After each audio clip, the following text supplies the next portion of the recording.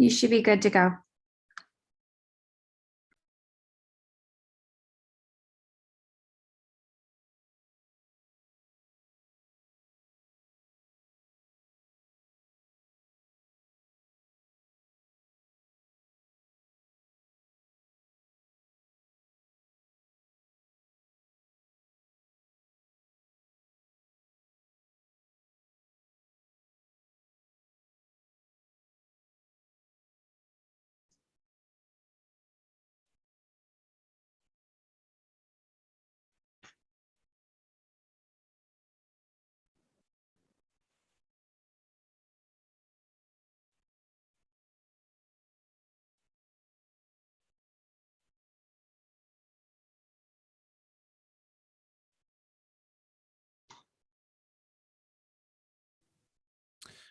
Dr. Vartanian Gibbs, it is 4:30 p.m. and the live stream is rolling. We can get started. Thank you, Mr. Brandon. Welcome to the Plymouth Canton Community Schools Diversity, Equity, and Inclusion Virtual Town Hall Meeting.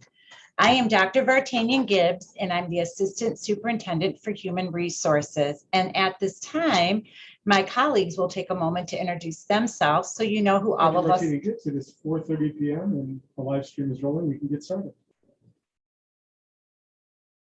Welcome to Thank you, Mr. Brandon. Welcome to the Plymouth Canton Community Schools Diversity, Equity, and Inclusion Virtual Town Hall Meeting. I am Dr. Vartanian Gibbs, and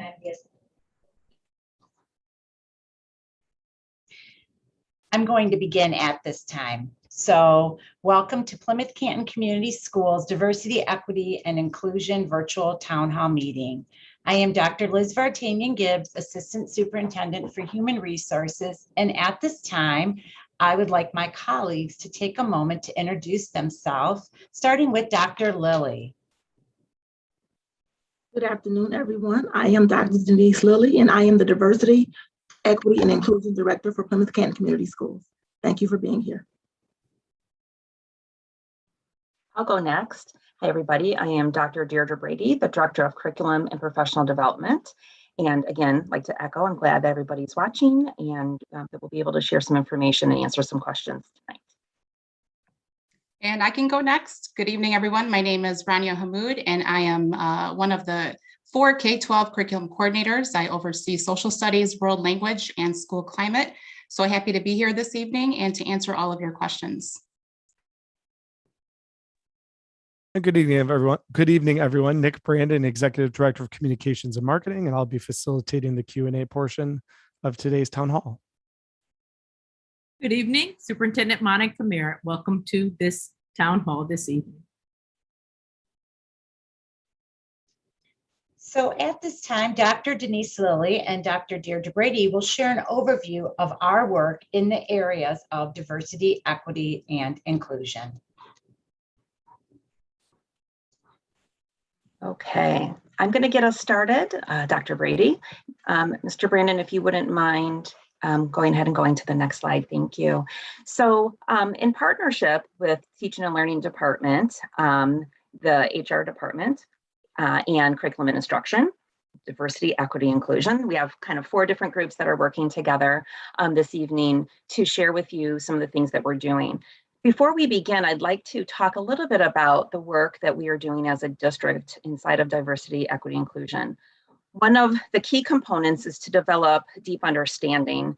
This is a large topic. It's very encompassing and has a lot of different subcomponents to it. And so we work together, Dr. Lilly and I, very closely to help think through how we can support our staff in having deeper understanding with diversity, equity, inclusion. One of those pieces is to purposefully design curriculum and professional development that supports teachers and students in their journey.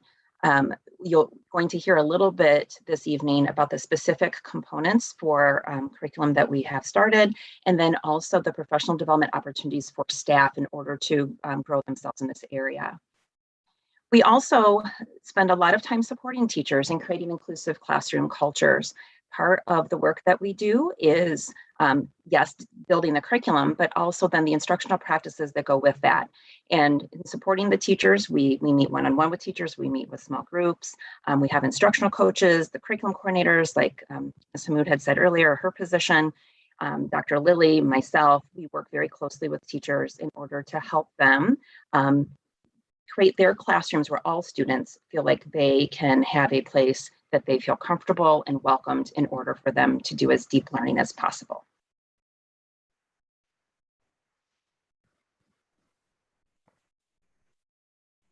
Thank you. And as Dr. Brady said, we have collaborated for quite some time on the work around diversity, equity, and inclusion. At the core of what we do in Plymouth County Community Schools, we are committed to ensuring that the success for all of our students. It is our mission that before our students leave us, they are going to be critical thinkers that are able to thrive in a global society. So what exactly does that mean? Our commitment in Plymouth County Community Schools is to ensure, again, that all students are critical thinkers. We want to ensure that we are creating equitable environments for all of our students, which means that there may be equitable supports from building to building, making sure that we allocate the resources for our students to meet their needs and to ensure that they are able to thrive in our school buildings. And this is not only just limited to the academic success, but also just again, culture and climate success for all of our students. We want to eliminate those barriers that prohibit our students from thriving. And so we again look at all of the different ways in which we can eliminate and eradicate those barriers that will at one point or another prohibit us students from achieving their actual needs. So what we know for sure is that equity and inclusion is not political. The reality is that we also know that over the last few months, for a variety of different reasons, we know that this topic has been somewhat politicized, and we want to address that today to make sure that you all have a firm understanding of what we do in our school buildings. The reality is that as a school system that functions within the greater society, we know that we cannot avoid many topics, and nor should we avoid those topics. Our students need to learn critically and be able to view topics from a variety of perspectives and engage in dialogue. It is paramount that we are able to do this in our classrooms. And so, again, we have our educators who are creating platforms where they skillfully facilitate conversations with our students around a variety of different topics. Again, as educators, we take a nonpartisan approach. We do not put our own personal political views at the forefront of what we are doing. But again, we want to create those opportunities for students who may have a variety of different perspectives and backgrounds to have opportunities to discuss what is happening throughout the world and make sense of what's happening throughout their world. Again, as I mentioned, we know that in the last few months, there has been a lot of conversation and dialogue around critical race theory and what critical race theory is, and if it's taught in our school buildings. We've received lots of inquiries and questions around critical race theory, and we want to be very clear that critical race theory is not a part of our curriculum. We want to ensure that our students learn deeply about themselves, their classmates, and the world around them. There will be times when they have conversations as it pertains to race, ethnicity, and other parts of their backgrounds. However, again, we want to be very explicitly clear that critical race theory is not a part of our curriculum. And we also want to make sure that we are very clear in saying that having conversations about race is not synonymous with critical race theory. We do not teach critical race theory in our classrooms. However, we want to also be very transparent in saying that there will be times when conversations around race, ethnicity, as well as religion and other backgrounds may emerge and evolve in the classroom. And we have our skillful educators who are able to facilitate those conversations with our students.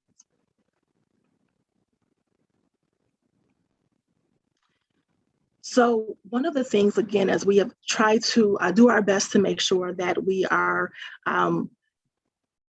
answering the questions from our community and from our stakeholders around critical race theory, and if we are teaching it and if we're not, we want to be very clear. Critical race theory and culturally responsive teaching are not the same thing. There has again been heightened awareness to the conversation around critical race theory. We want to give some clarity today about what it is that we actually do in our school buildings. And so Over the years, we've had a variety of different acronyms, and sometimes we've actually used CRT, which is also what is used for critical race theory. However, our CRT has always been culturally responsive teaching. Because of wanting to, again, make sure that there are no misunderstandings about our work, we have transitioned to using the words and terminology and phraseology around culturally responsive instruction to make sure that there are no misunderstandings about what it is that we are doing. And so very explicitly, I want to share the definition that we utilize around culturally responsive teaching and instruction, which is an awareness of the roles that culture plays in our communities, in our classrooms, and the larger society. This encompasses race, ethnicity, language, religion, etc. Being culturally responsive means leveraging these elements towards creating positive student environments where all students have a sense of belonging. Again, that is our goal. We want our students to understand that they are valued from whatever walk of life they may come from. We want them to ensure that they see themselves in our curriculum and in our classroom environments, and we want to make sure that they feel included and that all of the school buildings are inclusive.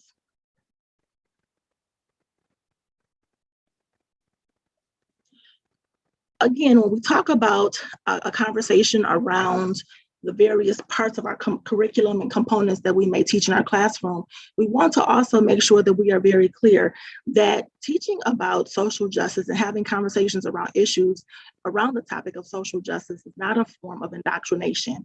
We have a responsibility to our students that live and navigate a global society daily to explore a variety of topics that they will intersect with.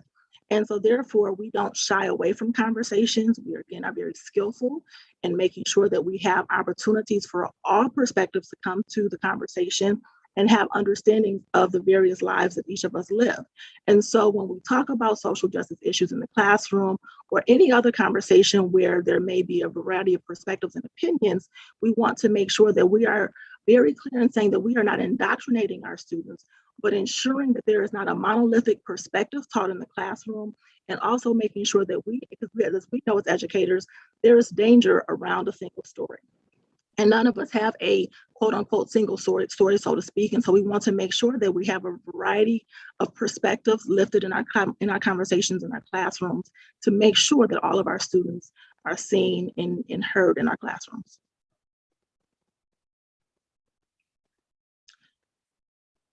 So again, when we talk about diversity, equity, and inclusion, there oftentimes is this perspective that it's just simply about race. And what we know for sure is that diversity, equity, and inclusion is not simply about race. Culturally responsive instruction is not simply about race. When we talk about the diversity, the inclusion, and all of the different things we want to ensure to make equitable environments for our students, we know that there are a variety of different stories that our students bring with them every single day. We also know that our staff, very inclusive. We are working towards continuing to ensure that our staff is very inclusive, and again, that they have a variety of diverse backgrounds. And so again, diversity in a simple definition would say that again, we are making sure that we are representative of so many different backgrounds, races, religions, genders, etc., that we are responsive to the varying perspectives, diversity of thought, and belief, so that we know that there are opportunities for students to have those conversations within our classroom. Again, when we talk about equity, that is making sure that we are meeting the needs of our students, making sure that they have what they need in order to be supported so that they can thrive in the classroom. And we also know that there are times when there's confusion and conversation around equity and equality. And when we say equity, we mean that we want to ensure that our students have what they need in order to thrive in our school district. And when we talk about inclusion, again, we want to make sure that in addition to having that diversity and being able to say that we have representation across the board, we want to make sure that there is a sense of actual belonging. We want to make sure that people feel valued, that people feel respected, that they feel seen, and that they feel heard. And so when we talk about inclusion, it's more than just simply being at the table or having a seat at the table, but when you are at the table, when you're in the room, that you feel like you belong, that you are heard, that you are respected, that you are valued. We don't want to just simply say that we're checking off a box and, oh, we've done this or we've done that.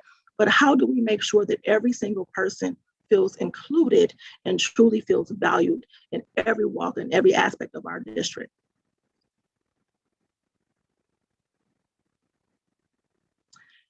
As I mentioned previously, there's often a belief that when we talk about diversity, equity, and inclusion, that is simply synonymous with race, and that is not true. We know that we have variety, we have multiple identities that that make us who we are. And so when we talk about culture, and the culture wheel that you actually see here on the screen, we recognize that that includes a variety of different factors, whether it is your race, whether it's your religion, ethnicity, your physical abilities and or disabilities, where you have been reared, your educational background, so on and so forth. And so we want to always recognize, and when we talk with our students and our staff, recognize that culture makes up the biggest part of who we are and our social identity and where we come from and the various lenses that we may look through. So again, it's not synonymous with race. And we want to, again, make sure that we're not saying that it's a bad thing to have conversations around race, but we also know that it's inclusive and more encompassing than just that one single factor, but a variety of different things. And again, when we talk about a variety of different identities that we have, when we talk about intersectionality, we recognize that our identities intersect. And so you may be a person such as myself, who is an African-American woman who is middle class and has decent education. And so again, the way in which I navigate and thrive throughout this world intersects depending on the categories in which I identify. And we know that our students and our staff, their intersectionality with regard to their identities comes from a variety of different walks of life. And so we want to make sure that we constantly look at those systems and those different practices and opportunities that we have to ensure that our students are not missing opportunities because of the varying intersectionality that may exist in their worlds and how they see and view the world.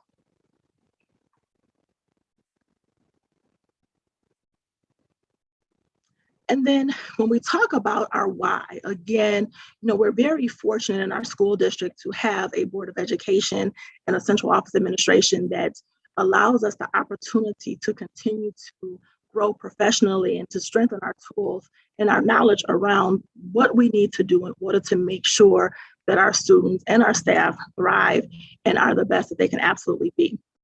And so when we talk about recognizing the role of culture and race and why we celebrate all students, we also want to lift the conversation around windows, mirrors, and sliding glass doors.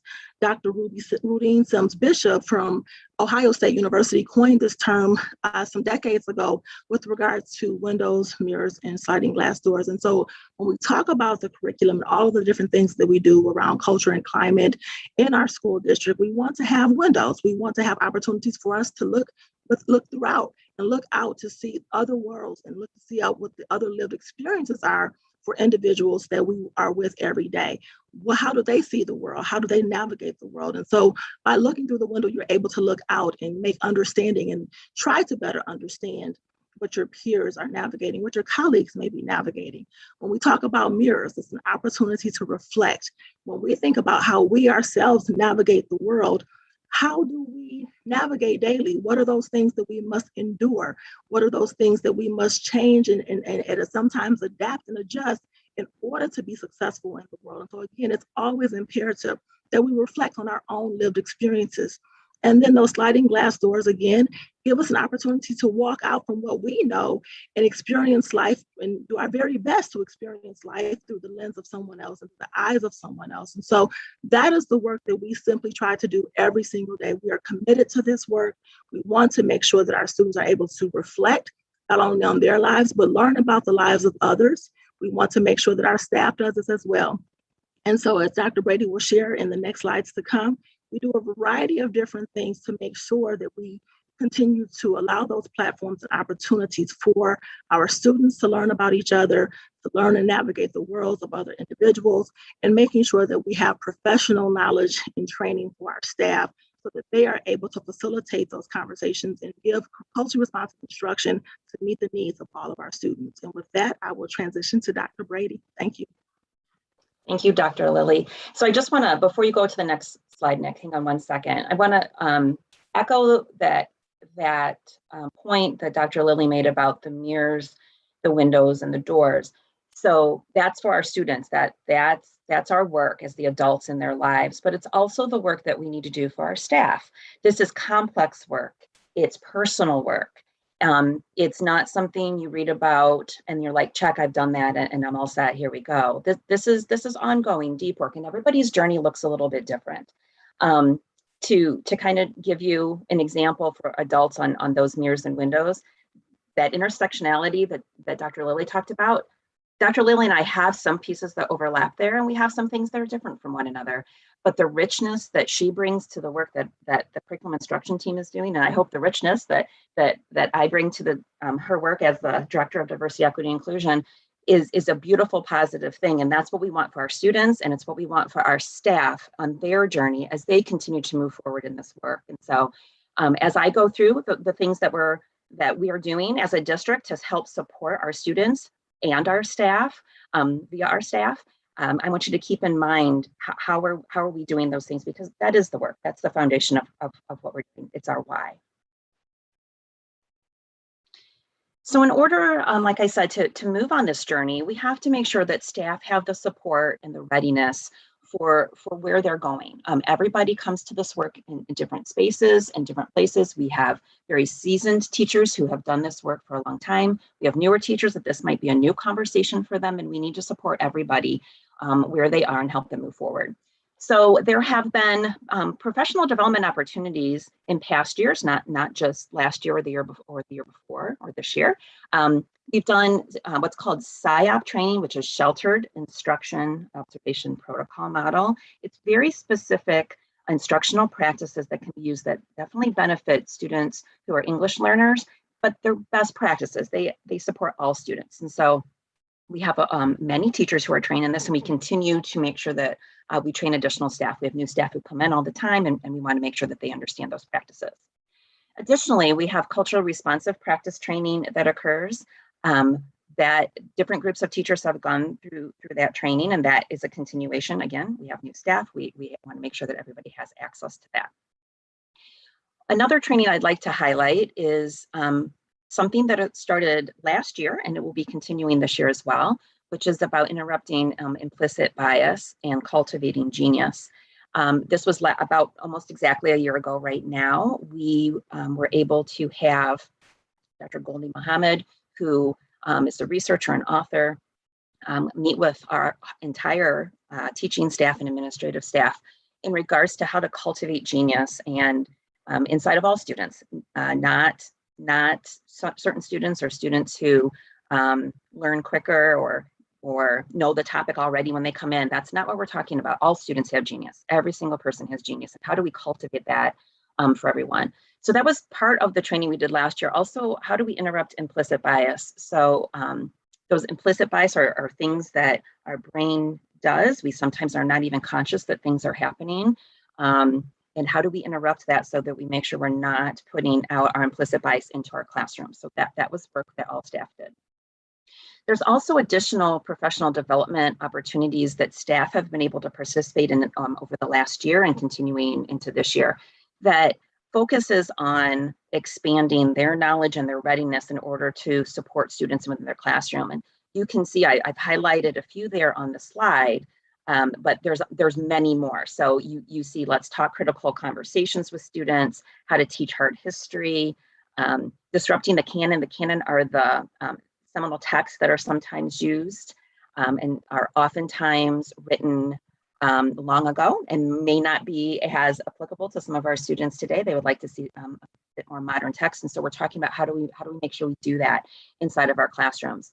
Some other ones that are not listed there, we had a course on adverse childhood experiences. They're called ACEs.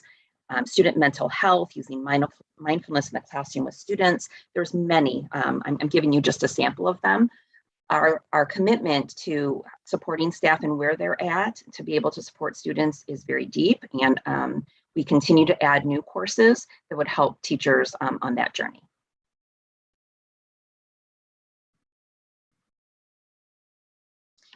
In addition to the specific PD days that we have, so there's 6 of them, for example, this year, we also offer instructional support.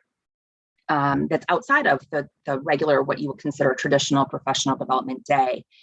So there's different ways that occurs. There's building level support that is offered by curriculum coordinators, instructional coaches, myself sometimes, Dr. Lilly. We go in and support at the building level. What is their particular staff working on? What are the needs that they have? What goals do they have at this time? In addition to that, individual teachers also can get support with our instructional coaches. I have the instructional coaches very specifically said there, but again, curriculum coordinators, our EL coaching support, myself, Dr. Lilly, we also provide support for individual teachers. So they look at something very specific for their classroom that they want to think about or work on, or something within a PD day. They have additional questions or ideas that they want to think through, and we offer that. There's also job embedded learning opportunities that are provided to staff. So that looks, instead of coming out of the classroom, or instead of it being after school or at lunchtime, somebody comes in to talk with them, job embedded learning opportunities are when we have a group of teachers during the school day. They either think about a problem of practice together, thinking through a topic that they want to, or they might be going and visiting classrooms to get ideas of how certain things look in each other's rooms. And then we debrief and we talk about, and they can plan for their own classroom. So it's really an on the job in real time look at how can we better practice. We have a lot of wonderful teachers in our district who are working hard every day at meeting needs of students, and how can we share that knowledge and how can we learn from each other in that space. In addition to those two pieces, the PD and instructional support, there's also a need for Dr. Lilly, myself, the curriculum instruction team, to deepen our knowledge as we continue to lead this work. And so we've had more training in culturally responsive education, very particular. Again, I want to echo what Dr. Lilly said before. We're not talking about critical race theory. We're talking about cultural responsiveness. And so what did that look like?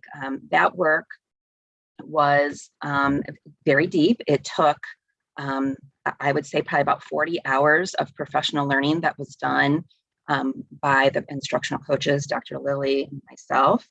And we looked at the very foundational components that go into culturally responsive teaching and instruction. How do we build curriculum? How do we build lessons that are foundational so all students can access and feel welcomed into the classroom? How do we design and support teachers in creating responsive instruction? How do we accelerate learning for underperforming students? There was a whole section about best practices for that.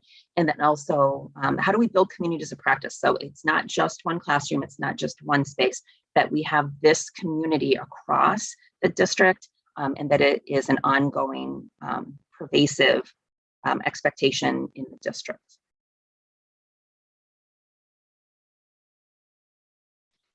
In addition to the teaching staff, we also support the administrators as well. So there's support for administrators in analyzing data. We oftentimes have a lot of data and it can be overwhelming, and being able to sit in it for a little bit is important, but sometimes you can sit in it for too long and then you don't become action oriented on that data. So there is support for administrators and looking at the data of our students to look at different subgroups to see where we might need to do some different pieces. This past year, very specifically, this past August, there was training about how you lead the instructional change. So how do you take the data, analyze it deeply, but then also make a plan moving forward for instructional change. And then also sharing the foundational knowledge from culturally responsive education by design, the training that Dr. Lilly, the instructional coaches, and I were a part of. How do we ensure that that's not just information that we hold, but that's information that everybody can have access to through the work that we do and the training that we're doing. We also, the coaching support, while we do the coaching, we're talking about how do we change the coaching to ensure that as we coach, cultural responsiveness is part of what we do. So although a teacher might come to us about topic A, we also while we're talking about topic A, can look for and talk about how we weave in cultural responsiveness into that work. It's a foundational part of what we do. It's not separate. It is what we do. We focus on support for students of color. So as we coach, how do we look at the data with teachers? How do we make sure that we're closing subgroups? How do we make sure there's not a difference between gender inside of the different assessments and data that we have? How are we changing instruction to make sure we're meeting the needs of everyone? And of course, I've already mentioned the using the data. And then we are in the process of also changing our curriculum implementation process and the curriculum that teachers have in order to integrate in. I spoke about Dr. Muhammad before, and then Ms. Hammond is the person who we did training with, the instructional coaches, Dr. Lilly and I. Ms. Hammond's work, the culture responsive education by design work is her framework. So as we are revamping curriculum and going through the process of looking at what we need or different resources, we are spending time to put, again, like I said, the foundational piece is the culture responsiveness, and weaving into where we hold our curriculum ideas for how to incorporate these pieces into their day-to-day instruction so that it isn't something separate. It is, again, what we do. And then also aligning professional development from year to year. So part of curriculum implementation is not jumping from one thing to another. It's needing to stay where we are. So for example, we talked about Dr. Muhammad coming to the district last year, and in the PD day that's coming up this Friday, there was going to be additional thinking that teachers will do around that work from Dr. Muhammad. So making sure that we have alignment, and we're not doing culture responsiveness this year and then next year it's something different. No, we need to be culture responsive, and that's the work we do.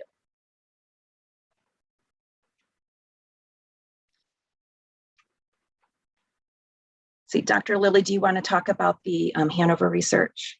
Yes, so we've had a great opportunity to partner with Hanover Research firm to conduct our equity assessments, an equity audit, and our diversity inclusion survey. If you recall, in the spring, we were able to send that survey to our stakeholders within the community, as well as our students in grades 6 through 12.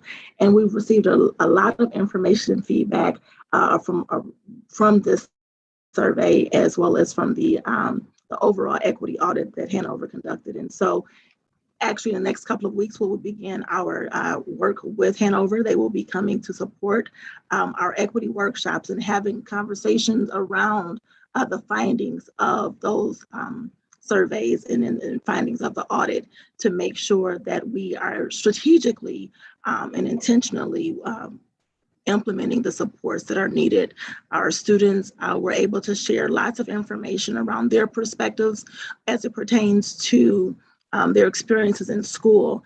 And we want to, again, make sure that we are intentional in responding to what the students have shared, as well as to our parents and our guardians within the community.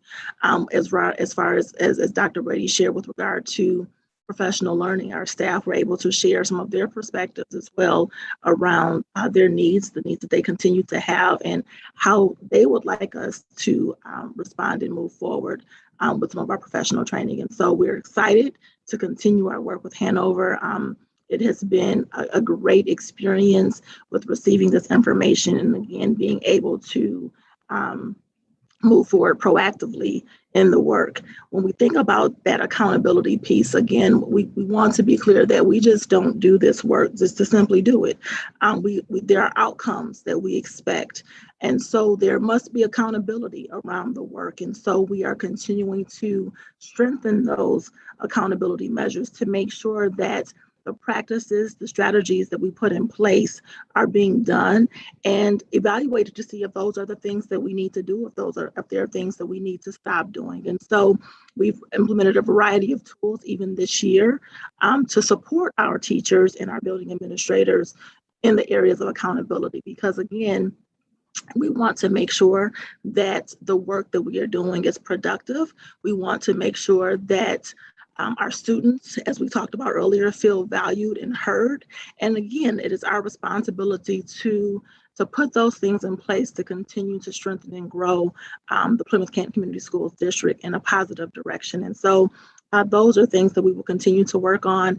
And if you've attended other board meetings, you've heard about a variety of our different initiatives. Well, again, we are doing these things with intentionality because we want to make sure that we are in alignment and that the things that we are doing will actually make a true impact and difference in our work.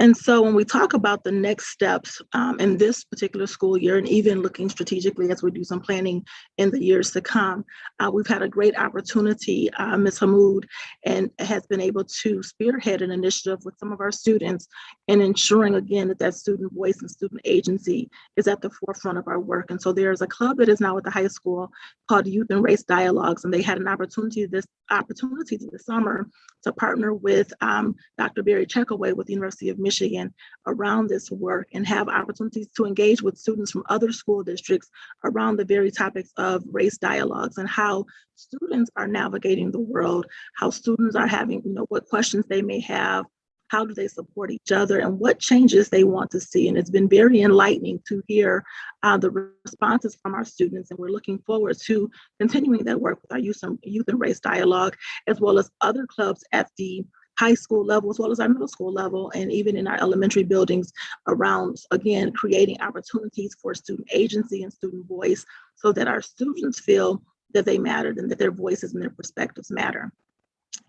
As we talk about our ongoing work, again, it's not just solely around academics and curriculum instruction, but truly fostering an environment that is inclusive for all students. And that's a positive experience for all of our students. Again, as we look at our diversity and inclusion survey results from Hanover, as well as our K-12 Insight survey, we receive information from our students that say that they would like to see some things done differently. And as Dr. Brady shared with regard to the analyzing of data, we want to, again, make sure that we are not doing things that are negatively impacting our students. And so what we know is that our practices, many of the practices and many of the strategies that we currently employ are making a positive change for our students.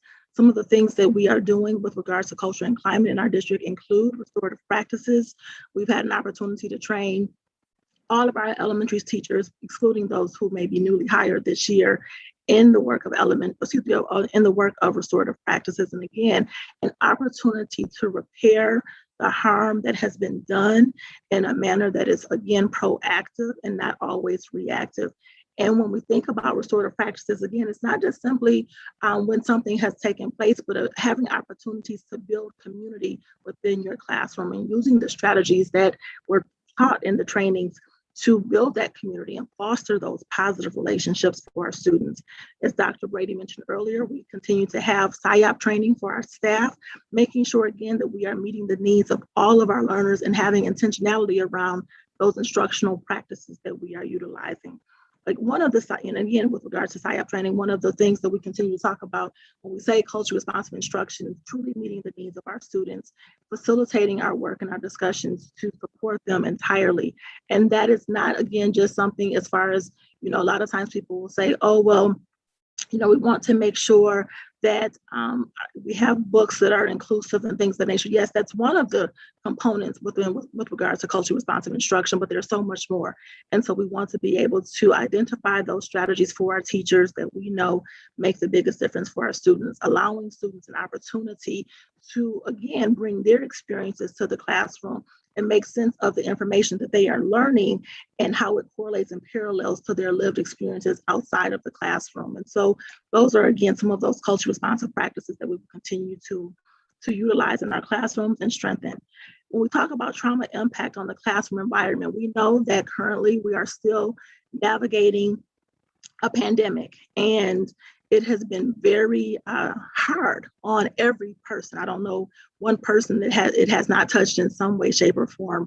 And we know that when things of this nature take place, there's trauma. And so we want to, again, give our staff and our colleagues the skills and the information that they will need in order to support our students as well as our colleagues around trauma. We have to be very intentional. Again, we don't necessarily want to be reactive to what is taking place, but we also want to be sure that we know that various things take place, as Dr. Brady talked about earlier, ACEs, adverse childhood experiences, and the impact that has on students in the classroom. We are going to continue to educate our staff on how do you support students who have lived or continuously live with certain levels of trauma, and how does that show up? So often when we see things happening, we think that we should respond to it or that the behavior may be negative in nature, but oftentimes it's, again, just a trauma response. Excuse me. And lastly, we're talking about, again, that social emotional learning, positive behavior, and what can we do to support, again, proactively our students. And so at the high school, we have our ESA block, Enrichment Support Advisory. We have PBIS in many of our schools, Positivity Project, and other programs that will strengthen and support the positive behavior and social emotional well-being of our students.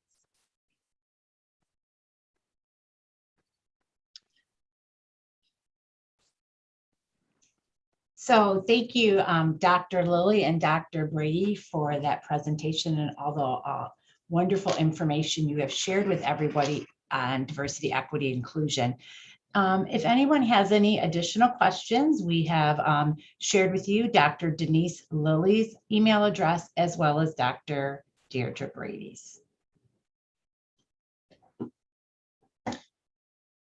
Okay, at this time, we are going to shift to the questions that were submitted for the town hall meeting, and Mr. Brandon will ask the questions and we will respond to them. Thank you. Thank you, Dr. Vertanian-Gibbs. We want to thank our community for sending questions to be part of this interactive town hall.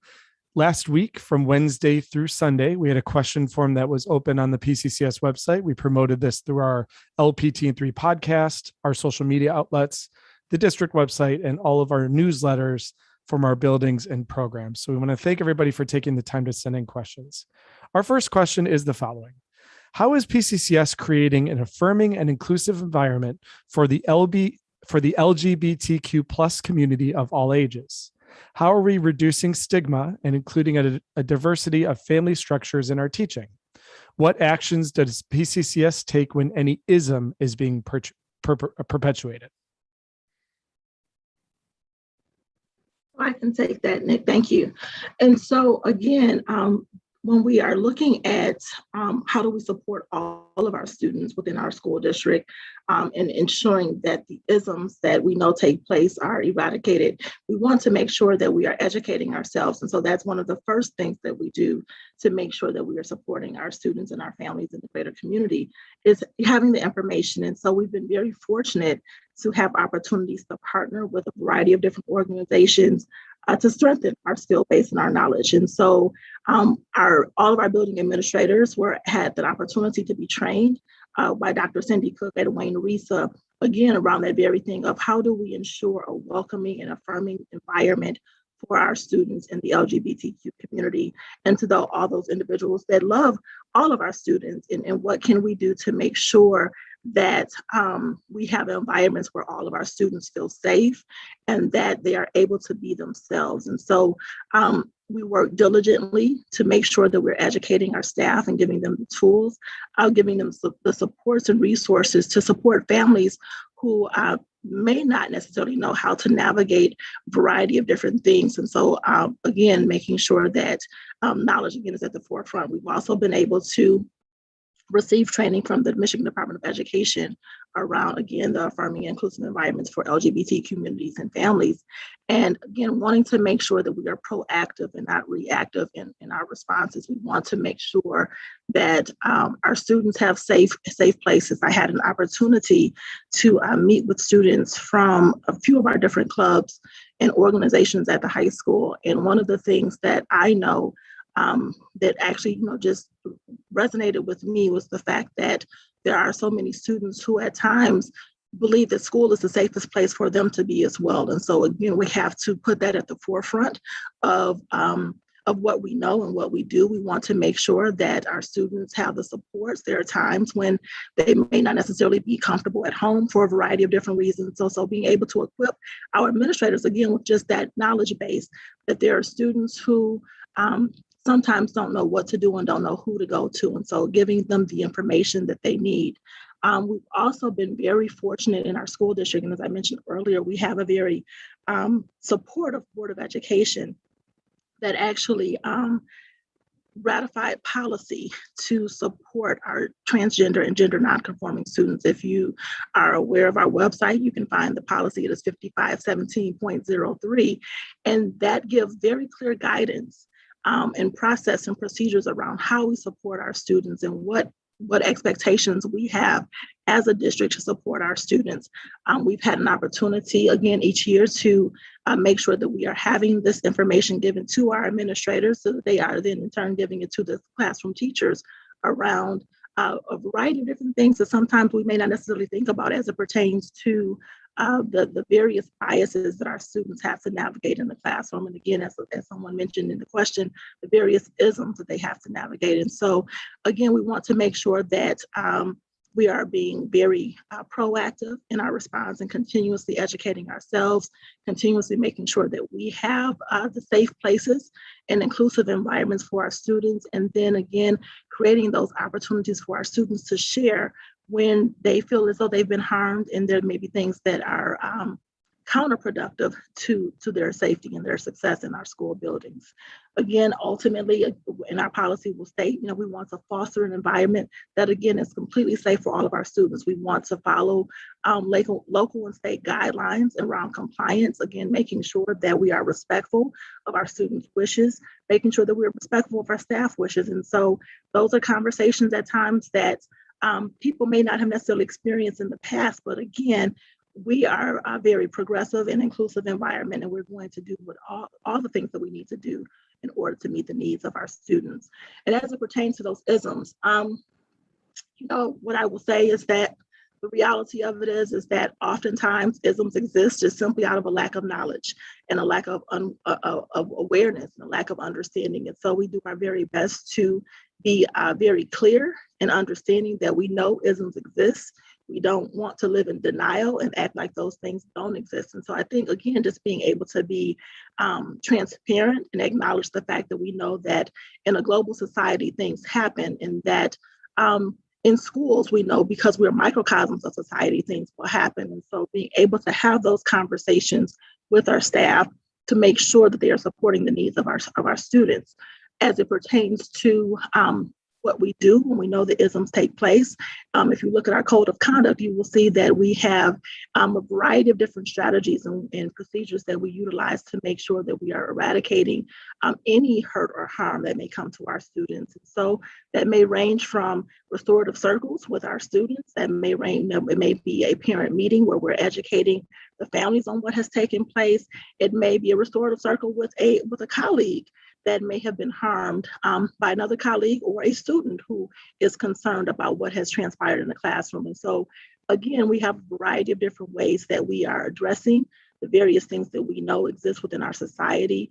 We are proactive in our approach. We're not in denial, and we want to continue to do those things to make sure, again, that this is the best place for our students and our staff. Thank you, Dr. Lilly. The next question submitted states, what trainings are all staff taking that actively work to identify and dismantle white supremacy that is ingrained in many parts of the educational system in the U.S.? I'll take that one, Nick. I think that a lot of this was discussed inside of the PowerPoint earlier, all the different trainings that we're doing. I know all of them didn't fit on one slide. There are a lot of different pieces that we're doing in regards to diversity, equity, and inclusion. All of those support actually culturally responsive instruction, which is about making sure that all students feel welcomed and are able to see themselves inside of the curriculum that we're doing. It goes back to what Dr. Lilly discussed with windows, mirrors, and doors. And so that we're actively doing all of those pieces. I would say that I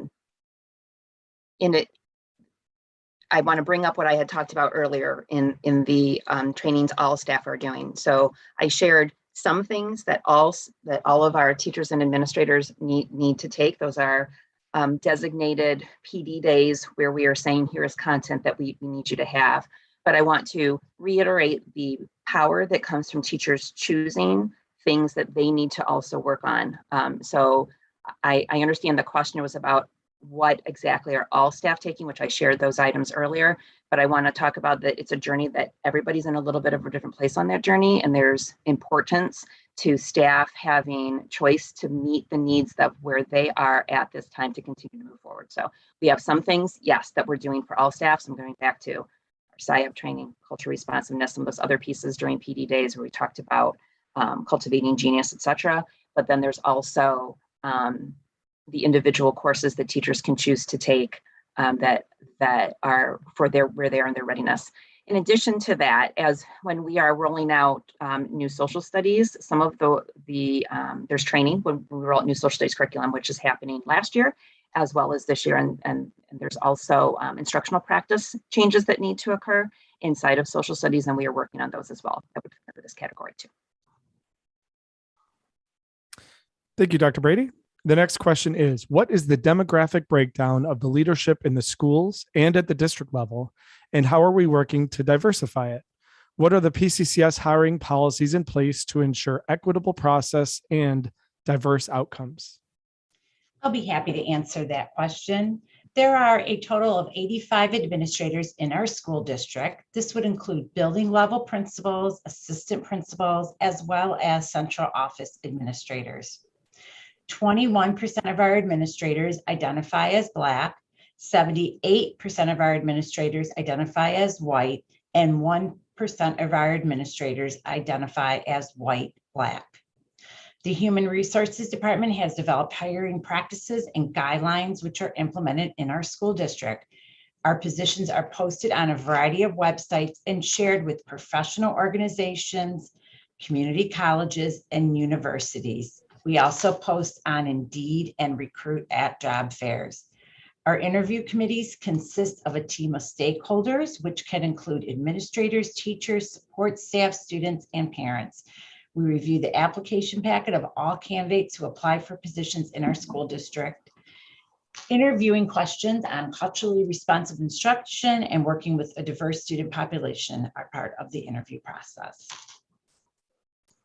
Thank you. Thank you, Dr. Vartanian-Gibbs.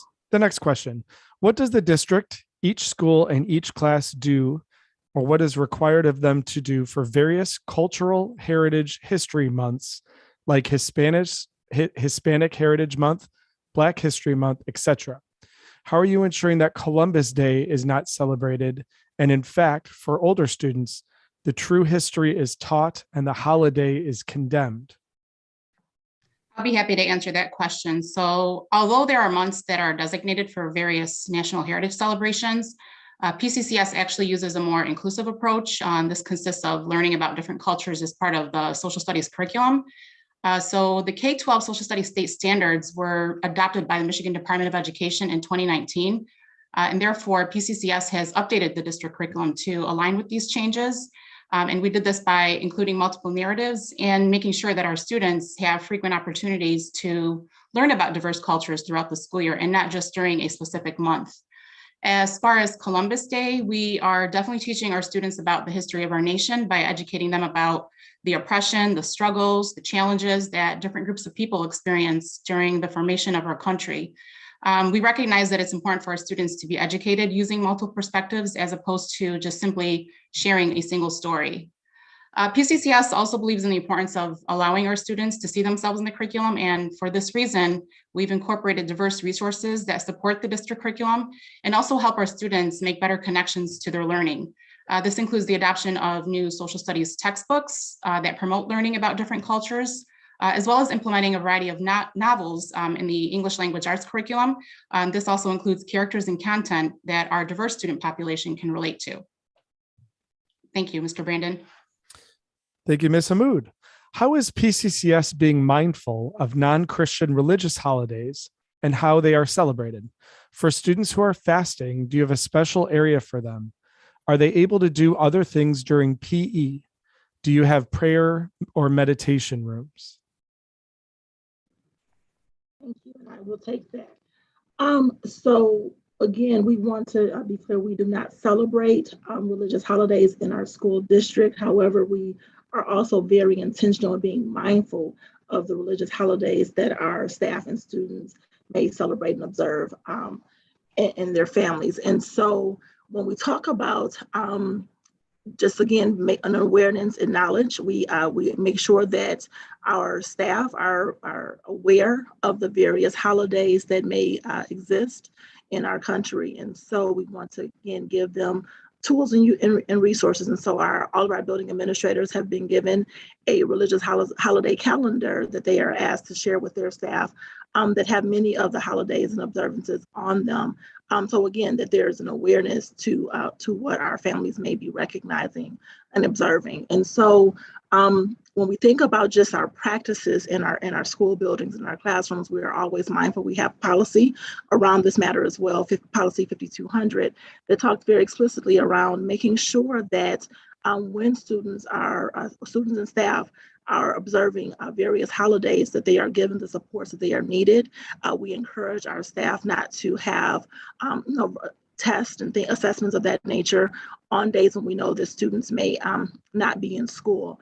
And if they are in school, making sure that they receive an opportunity to or extended time to do those assessments and tests or whatever the work may be. As it pertains to fasting, again, being very mindful that we want to ensure that our students are in an inclusive environment. And so if students are fasting and they want to be in an alternative location, like not in the cafeteria when their peers may be eating, we do allow for students to go to a variety of different places within their schools that may be in the media centers. There are oftentimes when teachers will open their classrooms and students are able to stay in the classrooms with the teachers, again, so that we are making sure that we're meeting the needs of our students. And again, we just always make sure that we are doing our very best to accommodate the needs of our students. So again, if students are fasting, we want to make sure that they have alternative assignments. For instance, like you noted in the question, Mr. Brandon, around PE, students may not necessarily have the physical energy per se to do some of the activities and some of the assignments at PE. And so we again want to be mindful of those things. We always ask that our families and our students communicate with us. Again, we are always learning, we're always growing, but we always want to, again, make sure that our families feel comfortable in making sure that they tell us about various things that they may be celebrating in their families or just observing in their families, and wanting to make sure that we are supporting them as best as possible. So again, I always recommend that people talk with their building administrators, their classroom teachers, to bring that awareness. And again, we will do all that we can to support all of our students and their families, as well as our staff. Thank you, Dr. Lilly. The next question submitted: have staff been trained on how to have courageous conversations? Instead of getting defensive, can we learn and grow from our mistakes?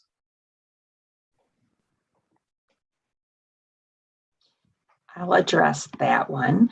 So I'd like to talk about two different pieces. There's formal courageous conversations training, which is a very set, it's based on, there's a book that's called Courageous Conversations. There's training that goes with it. And some of the staff in the district did have that training.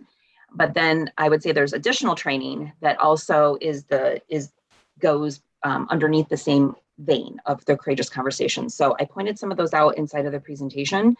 That how to teach hard history would fall under that. It talks about those pieces. And then this past opening week, which was back in August/September, I'll give an example of the continuation of that work. The 6th through 12th ELA and social studies teachers participated in a professional learning called Facilitating Critical Conversations. So it's the same kind of thing as how do you have the difficult conversations with students. So so yes, we have some staff who have training in courageous conversations, but I would say that we've done more work beyond only doing courageous conversations.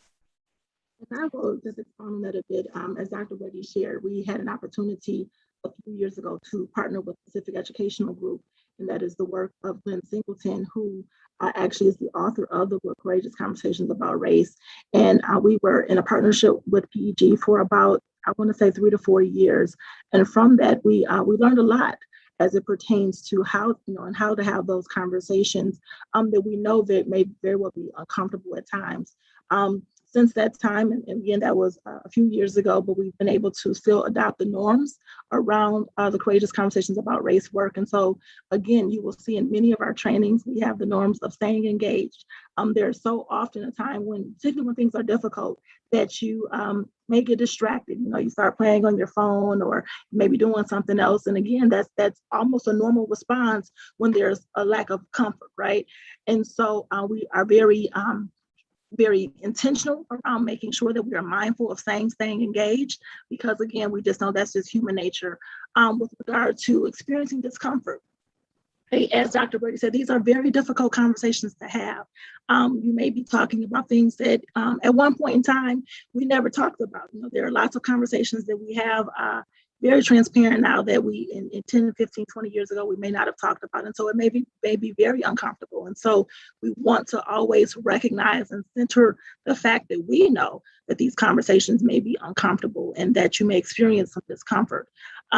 We also recognize and know that when we are talking about various topics, particularly as it pertains to race, that we may talk about it happening some other place. We may talk about it happening, you know, in another state or another district or whatever it may be. And so what we want to always do is, again, make sure that it's local, personal, and immediate, talking about the experiences that you may have, not necessarily talking about experiences that someone else may have had. And so, again, keeping it local and personal. These are things that we know just are human nature. And so we are always very mindful of making sure that we lift that. And then the last one is accepting non-closure. I think that as educators, we always want to fix it, right? We cannot walk away and something is not fixed. And we want answers right away. And we recognize that there are times when we may not have the answers. There are times when we may have to come back to the table with regard to the work. And again, in the society that we live in, things are ever changing. And so we definitely continue to lift those norms in all the work that we do and all of the trainings that we have.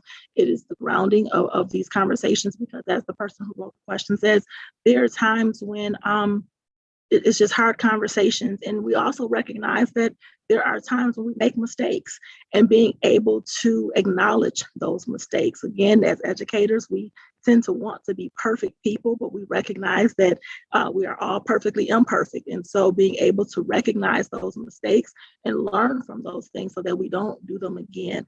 And those, again, when we talk about those restorative conversations, being able at times to have conversations with our students and say, you know what, I made a mistake, or, you know what, I thought about what you said and I want to do something different. And again, that's just a part of the work that we do, being able to have hard conversations, being able to show the humanistic side of all of us in the work that we do. Thank you, Dr. Brady and Dr. Lilly.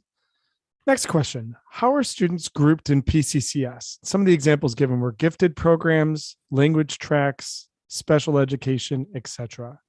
What are the socioeconomic and racial demographics of these programs? Are they representative of the school population, the city/community populations? If not, why? Thank you, Mr. Brandon. I'll take that question. So when we think about the various groups that we have and the various programs that we have within our district, we know that there's still much to do with regard to ensuring that there is representation and inclusivity amongst all of our programs. And so when we talk about the ways in which our students may be identified for programs, there are some programs that are the requirements are through assessments, and so there's information that, again, based off of individual student assessments, that will allow them to qualify for one program or another.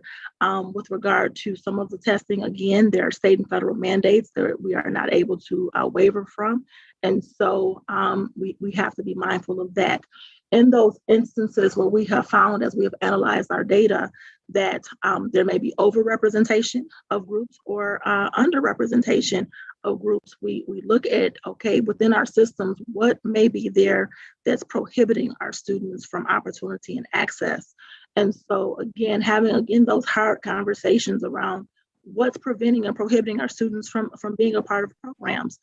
Is it because of assessment? Is it because of some other qualifying factor? Or is it simply because maybe students have elected and students and their families have elected not to participate in a program for one reason or another? So those are conversations that we continue to lift and have at the forefront of in our work. Again, making sure that we are very honest and transparent about the fact that we know that there may be times when there is underrepresentation that is not the same as we talk about our community. And so asking the why, what is taking place, and again, are there systemic disparities and systemic barriers within our district that are prohibiting that? Very specifically, and we have lots of programs that I could identify. I'll just give you some data here with regard to our advanced and accelerated programs, and that's for students that are in grades 3 through 8. And so we have roughly 719 students that are in the advanced and accelerated program. And again, let me ground this in saying that this is for students in grades 3 through 8. And when we talk about the percentages of students, we have less than 1% for American Indian and Alaska Native. There's 54.5% for students that are identified as Asian, Far Eastern, Indian, or Pakistani. We have 2.2% for students that are identified as Black or African American, 2.9% for students identified as Hispanic. We have 40.2% of our students that identify as white, European, or Middle Eastern. Again, this is in the advanced and accelerated program. Giving you another program, when we talk about our STEM Academy, it's less than 1% for American Indian and Alaska Native. There is 40.1% for Asian, Far Eastern, and Indian and Pakistan. We have 5.3% Black and or African American students identified. We have 1.7% for students identified as Hispanic, less than 1% for Native Hawaiian and Pacific Islander. And then we have 43.2% for students identified as white, European, or Middle Eastern.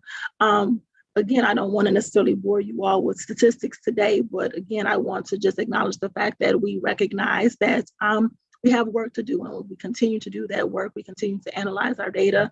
We continue to look at the opportunity gaps that may exist that prohibit students from being parts of programs, and we are going to work intentionally to eliminate and eradicate those opportunities that may be prohibiting students, or lack of opportunity that may be prohibiting students from accessing all of our programs. So yeah, I will say that. Thank you. Thank you. Next question. What are the rates of expulsion, suspension, or behavioral intervention in P-CCS? Are these rates representative of the population? I can answer that question. So when we're analyzing our behavior data, we've actually seen a significant decrease when it comes to the number of our student expulsions. It's gone down nearly 75% from 2010 to the last 5 years. Our 5-year behavior data does include the following. I'm going to just pull up my notes here so I can make sure, because I do have some more statistics to share. So during the 2016-2017 school year, the district had 5 student expulsions and 760 suspensions. For the 2017-2018 school year, there were 2 student expulsions and 910 suspensions. It is important to note that for this school year, much of this increase in suspensions was due to a change in the recording of discipline and record keeping at the elementary level. During the 2018-2019 school year, which was the last normal school year prior to the pandemic, we had 1 student expulsion and 996 suspensions. The 2019-2020 school year, which was interrupted on March 13th of 2020, we all remember that day due to the pandemic, there were 0 student expulsions and 600 suspensions. And lastly, the 2020-2021 school year, which was another interrupted school year, we had 0 student expulsions and 105 suspensions. With the variety of learning platforms, which consists of online, hybrid, and in-person, we know this data is something that we're going to need to continue to evaluate and look for downward trends over time. Some additional information that I would like to share with our community is that even though I share the statistics, keep in mind that less than 1% of our elementary students are getting suspended. At the secondary level, it is 2.5% of our middle school students and 2% of high school students who are being issued student suspensions. So in other words, approximately 97% of our K-12 students do not receive any suspensions in a given school year.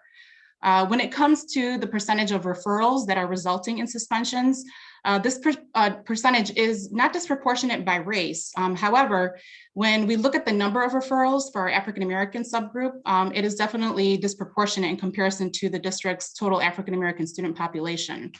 And to address this, we're focusing on interventions and initiatives to make sure that we're cutting down on our disproportionate data, especially when it comes to those suspensions and expulsions. This includes just some of the work that Dr. Lilly and Dr. Brady shared, as well as looking at alternatives to suspension, the implementation of restorative practices, which helps to repair the harm between both the victim and the student who has caused the harm, and applying positive behavior supports. During the last 2 years, we've learned a lot as a result of the pandemic. So there have been so much additional support that's been provided. And this includes focusing on social emotional learning, as well as increasing awareness on student mental health and mindfulness. And lastly, P-CCS is continuing to develop policies with accountability for disciplinary equity and teaching our staff those strategies that are necessary for neutralizing implicit bias and discipline decisions that are being made at each school. Thank you, Mr. Brandon. Thank you, Ms. Hamoud. A few more questions. The next one submitted is, would you consider having a few halal meat options for lunch at the middle schools as there are at the high schools? I'll be able to answer that question. We do offer this option at the high schools. However, due to supply chain issues, we are having a difficult time receiving the food items. The Nutrition Services Department will continue to review options with a lens of equity in hopes of further expanding our meal choices for students. Thank you. Thank you, Dr. Vartini-Gibbs. The next question, do you plan in the near future to introduce CRT or similar ideology into the curriculum for the young minds / students? I'll take that curriculum question. So I'm thinking CRT, we're meaning critical race theory. We kind of talked in the presentation that CRT could be culturally responsive teaching, but I think based on the question, it's asking about critical race theory. And as previously shared earlier this evening, and Dr. Lee spoke to this, critical race theory is not part of the curriculum. There's no plan to include it as part of the curriculum. Our curriculum is based off of state standards, and that is not a topic that is included in the Michigan state standards. We follow the state standards very closely, and that's not something that we would be implementing. Thank you, Dr. Brady. And our last question submitted is the following. Since when does school have to discuss and teach our kids about equity and diversity? And I will take that question, Mr. Brandon. Thank you. So what we know is that from an early age, children make sense of the world by understanding what they see.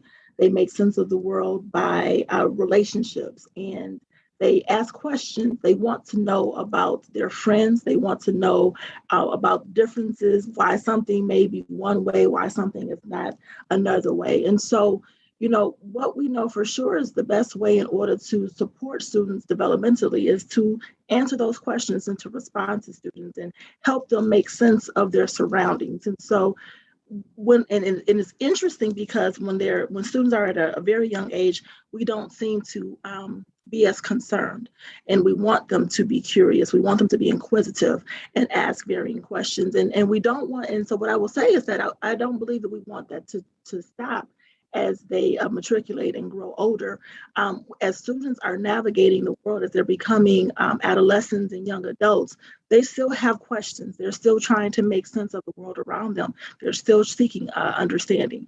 And so we have a responsibility to continue to answer those questions. And so that is what we do. As we mentioned earlier when we talked about just what culturally responsive instruction is and what culturally responsive teaching is. Again, we are looking at all facets and aspects of life and looking to see, how people live differently and what their experiences are. How do we learn from one another? How can we take the experiences from another person and enrich ourselves? And so those are the things that we will continue to do when we talk about, again, identity and the intersectionality between identity. How do we make sense of those things? And so we have a responsibility and an obligation to our students as they are navigating society to answer these questions. When they are interacting with their peers, they talk with each other.